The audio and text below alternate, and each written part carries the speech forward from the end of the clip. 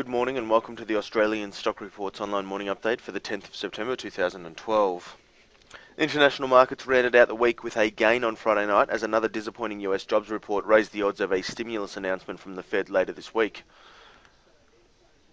In the US, stocks rose despite the economy adding a mediocre 96,000 jobs in August, well below economist expectations of a 125,000 job gain. Although the unemployment rate fell to 8.1%, much of the drop was attributed to people giving up looking for work in August.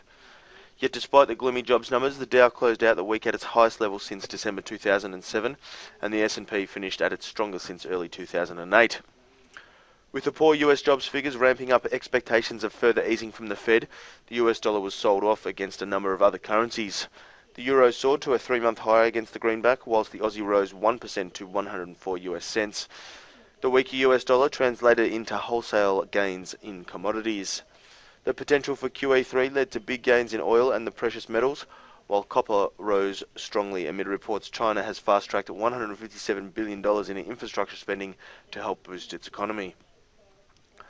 On Friday night, the SPY arrested its declines around 43.20 before moving higher alongside international markets. Notably, the index was unable to extend its advance past the wall of resistance up to 43.70. Following the positive offshore leads, the Aussie market is on track to open around 15 points stronger later this morning. In this morning's report, we shift back to a neutral bias in Hong Kong, whilst we maintain our short bias in Japan. In the Australian equities section, we have a long bias trading idea on UXC Limited. That wraps up the Australian Stock Report morning update.